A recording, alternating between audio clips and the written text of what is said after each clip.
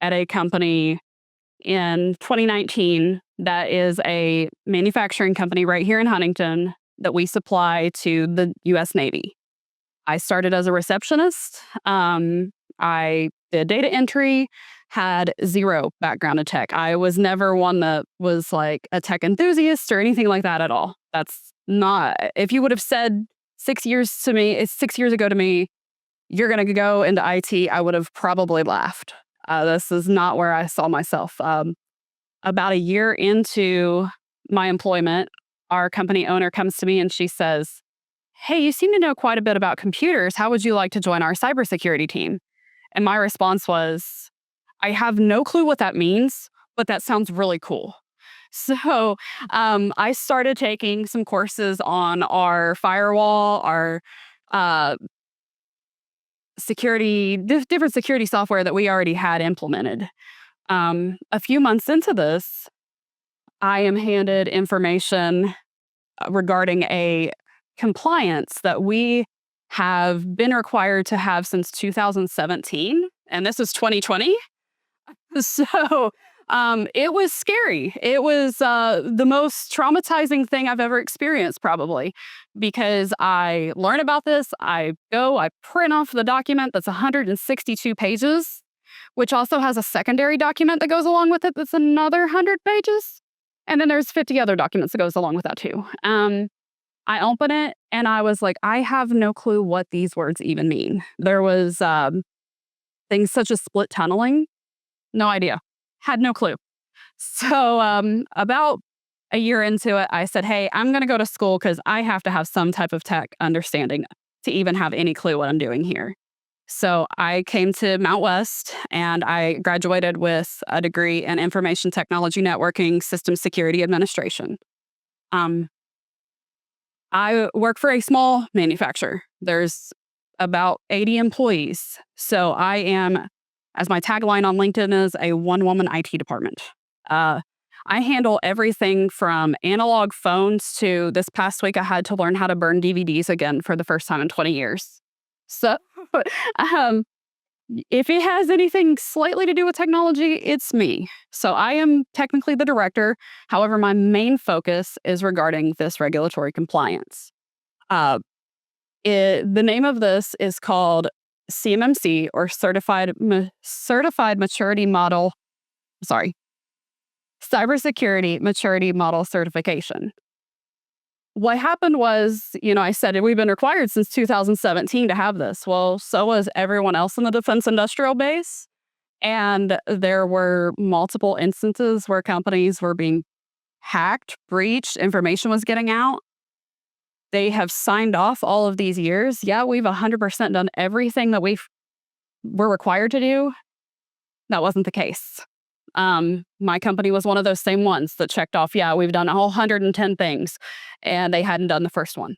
So the government came out and said, no more, we're not allowing you to self-assess anymore. From now on, you're going to have a third-party organization come in and double check your work and make sure that you're right.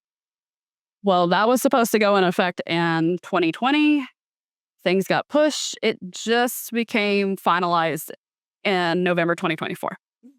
So this has been my life for almost 5 years now. The thing with compliance is it is booming.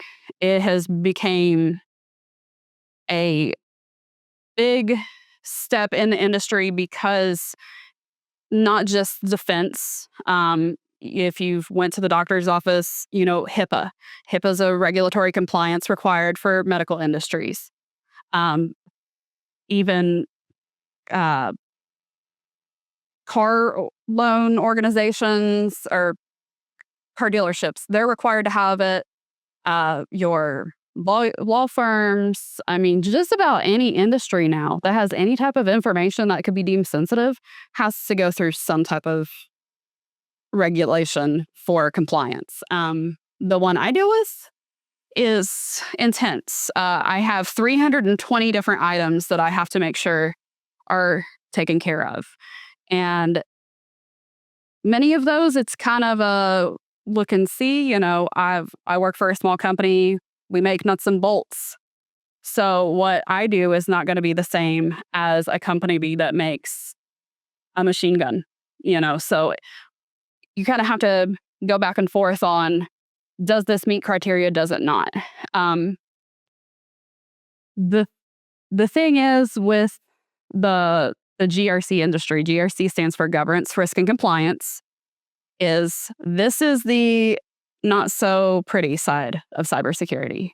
Um, Whenever I thought cybersecurity coming in, I was like, all right, I'm gonna learn how to be a hacker.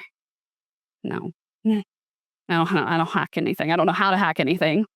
I have to make sure that I have policies and procedures in place and everything's set up correctly within our industry to prevent somebody from taking that information. But it's just as important. I mean, I'm backing the men and women of the Navy. Our stuff goes on ships and submarines. You don't want that to fail. And or you don't want it to get to our adversaries. You don't want, as soon as we make a submarine, somebody in China makes the exact same submarine because they had the exact same specifications and they know exactly how to make this stuff. I mean, it's kind of scary, but it happens very frequently. So we have to, make sure everything is set in place to protect our information, not just for ourselves, but for the Department of Defense. And my company is also what is called a subcontractor. So we have larger government contractors that we supply to. We sell directly to the Navy, but we do have these other ones. So it's a chain of supply chain. So we have to make sure that we protect the next one up so that they don't get infected or their data gets lost or stolen or anything like that. With this, there is so many different jobs that are related to the GRC industry. Mine's a little bit different because I handle everything, but you could work for a company just like mine, in-house, and, be help desk, be your compliance person, everything like that. You could be on the implementation side, which is you work for a provider that helps prepare companies to become compliant. You can become an assessor. There's different levels of assessors. I actually am currently enrolled in a class to become an assessor myself to help my company out, but also help my career growth as well. I like the company I work for. However, I probably not going to always be there for me. So with this, the roles are just abundant. This area may not have many defense contractors. However, at the end of the year, the government came out with another proposed rule to require all government contractors that have any type of sensitive information along this criteria to now go through the same CMMC certification. So we're talking healthcare, law enforcement, critical infrastructure. Your critical infrastructure is things such as your water treatment plant. You don't think of it, but I mean, if somebody was able to get into the system of the water treatment plant and they were able to get levels off, a lot of people would probably be pretty sick. So, there's power grids, things like that. If you remember a few years ago, there was a ransomware attack in the South on one of the pipelines for gas. And there was like multiple gas stations that ran out of gas because they didn't have the logistics to get sent the gas. I mean, there's different things. So they're making sure that everything is protected in the government as a whole. It's just more making sure that this sensitive information is protected from any type of adversaries, any type of unauthorized access. I mean, I have to even make sure that a piece of paper doesn't walk out the door. So it's definitely extreme. It's intense, but it's very rewarding at the end of the day. Uh, I am not a networking person. However, I have to sometimes do network. You know, I don't ask me how to configure the firewall, but I can kind of configure the firewall. I've taken Cisco classes. Don't remember much from them, but there's just such a large scale when it comes to working for a government contractor because we have so many different contractual requirements that go into it. So even though I have this compliance, I have about 4 others that go along with it. So it's definitely something that is a possibility to get in the job that you wouldn't think of. I the company I work for, I didn't even know existed until I found a job offer on LinkedIn one time. But I would have had no idea that a machine shop would need to go through such extreme, you know, requirements.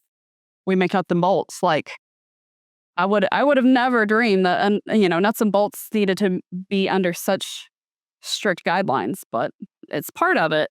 Um, so even though that in this area, there's not a whole lot of defense contractors, there's still other government contractors that have to go through the uh, compliance.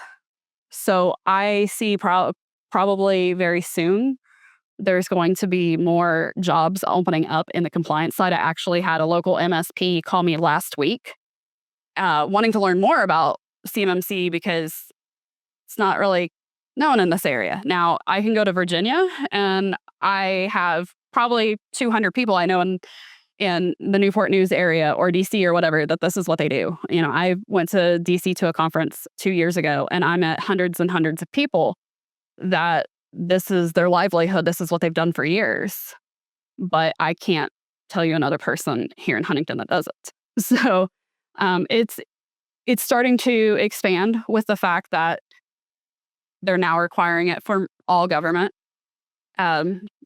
contractors, all government like recipients. So probably even like housing authority and stuff is going to have to require it soon.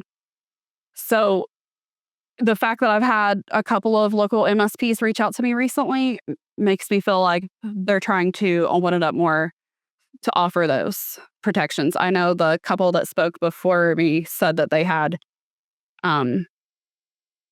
wrote policies and procedures and stuff for some of their clients, and it's right along the exact same lines. Some of the policies and procedures she spoke of, I have had to write all of those myself, along with many, many others. But it's definitely a field to look into because I think with cybersecurity, we kind of all think, hey, I'm going to be on the SOC team or whatever, and I'm going to try to find all of the vulnerabilities and things like that. And, I have a SOC team externally that I work with. They have to go in and find the same things. But when it comes to the compliance side of it, it's preventing that. So I still get the enjoyment of being able to implement the technology that's involved in it. So I still am in the servers multiple times a day. I'm still, working on the firewall when I can, when I know it. But I also have to do the not so pretty stuff, which is documentation. And documentation means everything. No matter what industry that you're in with tech, your documentation is your livelihood. Even if you're down to setting, in a help desk position, the more information you write out, if that client calls back, you can look and see, what did I do last time? Or what did the person before me do? So it really makes the biggest difference on that part of it. I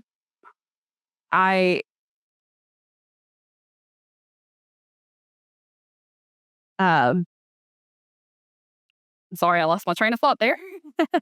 It's been a long week. I just went through a major migration with Microsoft. We have to be in a government cloud. And so Microsoft 365 is completely different than this one. And I cried 3 times. It was so bad. So it's been a really long week for me. But it's just part of it. It's part of the requirements and trying to find the easiest approach. I'm in a manufacturing environment. Manufacturing is a whole different realm. Um, I just told a story earlier that a couple of years ago, one of our computers that was connected to a testing device crashed. And this computer was at least 23 years old. So if you think I was getting the data off of it, absolutely not. The database that was built, the newest operating system it would work with was Windows 2000. Now, I'm sure some of you are young enough that you have no idea what that is. I'm old enough that I still don't know what it is. It was quite interesting to have to build a computer to Windows 2000 and try to even figure it out because I don't remember it. But I was able to get it up to Windows 7. And Windows 7 for some of our stuff is even relatively new, which is crazy to think because, we're in Windows 11, Windows 10's going out the door, and I'm just now hooking up Windows 7.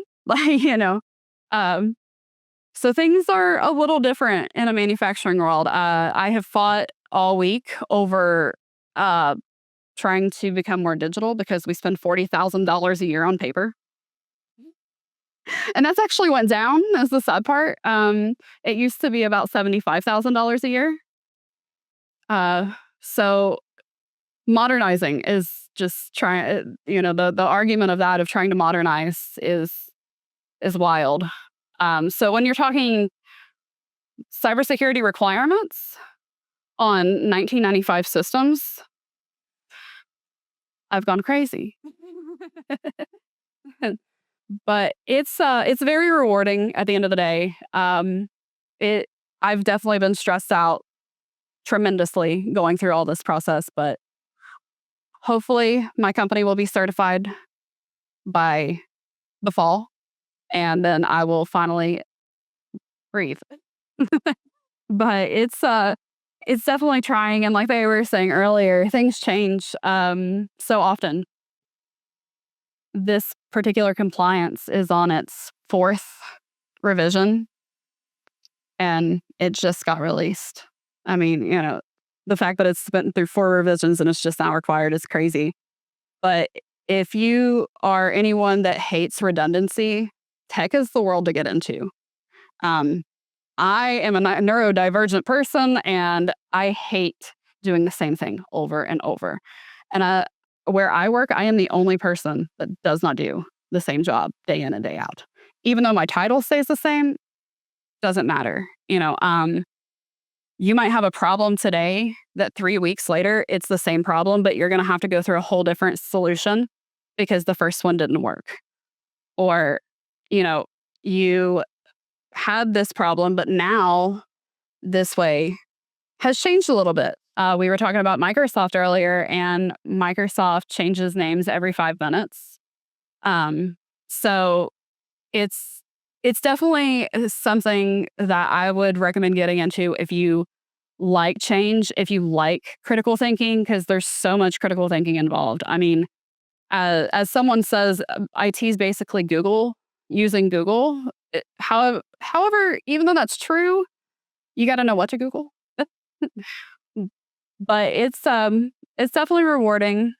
And even on a non-technical side of what I've done in the past, it's so interesting to see how different people approach things. Where I work, most of the people are not tech savvy at all. It's frustrating.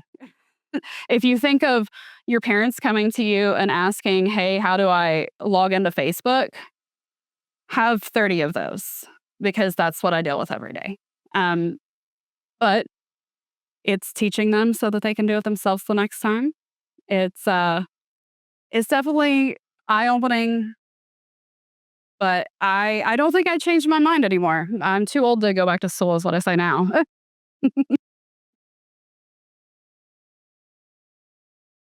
You guys have any questions on anything? Is there a deadline for your compliance that you had to meet? Yes. Yes. So, with, it's changed every so often. It comes out in, uh, the words left me, like tiers, depending on how sensitive your information is. Obviously, your critical missions, uh, companies that make missiles and stuff, they're going to need to be compliant way before the bolt manufacturer in West Virginia. So, but everyone in the end has a deadline of May 2026. So I've got a little more than a year, s- but the sooner the better, because at any moment, my prime contractor can throw that into our contracts. And if we do not have a certification, we can't get that contract. And the unfortunate thing is, it's not supposed to be every contract that we receive. It's every contract we receive. It's supposed to be, sometimes you get it, sometimes you don't, but it's a lot of people are making sure that they have all their stuff taken care of, so they send everything down to us, no matter what. So more than likely, when they're required to implement it, they're going to require us. Yeah, can it be fun? Um, Especially where I work. It's very interesting. So it's a machine shop. There's about 70 men that work there. And shockingly, none of them are rude at all to me. I'm not used to it, but none of them are rude. I'm the computer girl that they all come to when they need something. Um, but it is a very interesting place.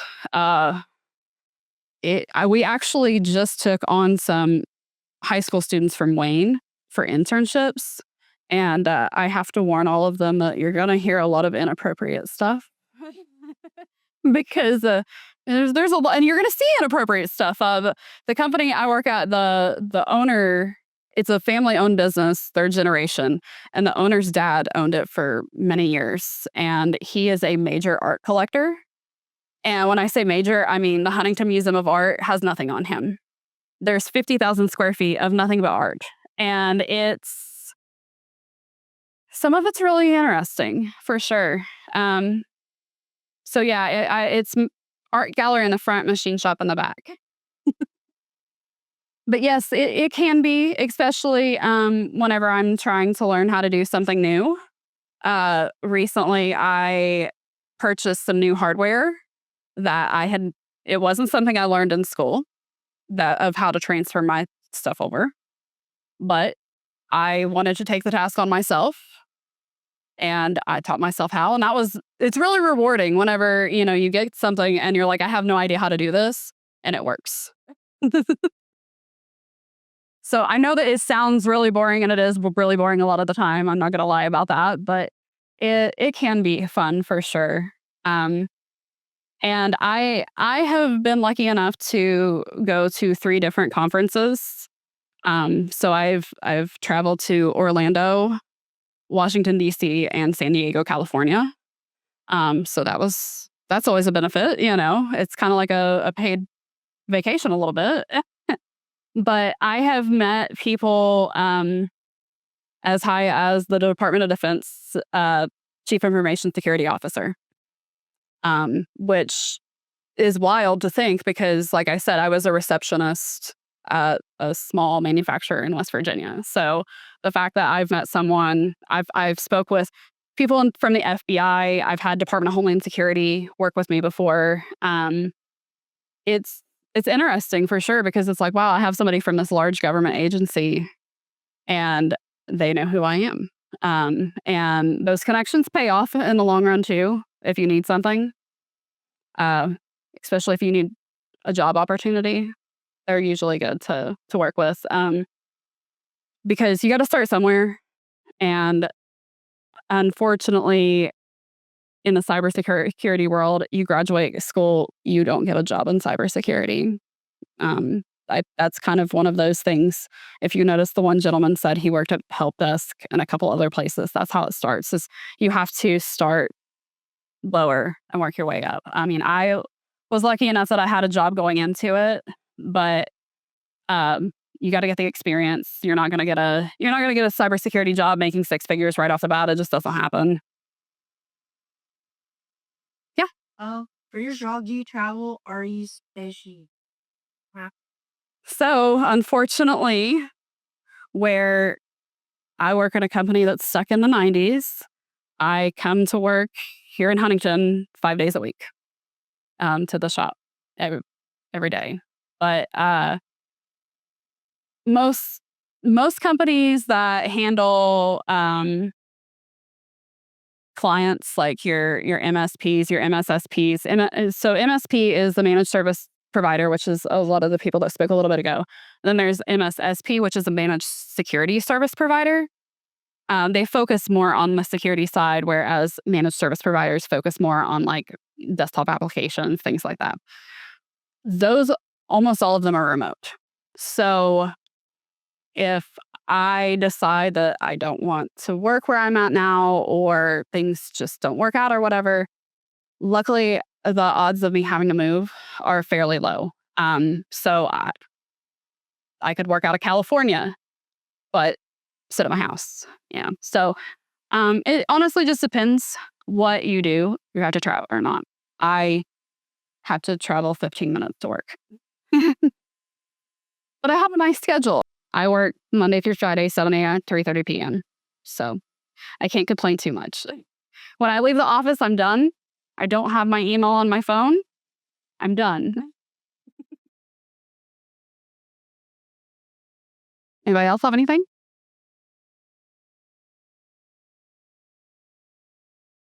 No? Okay. I think it's time for lunch anyway. Thank you guys.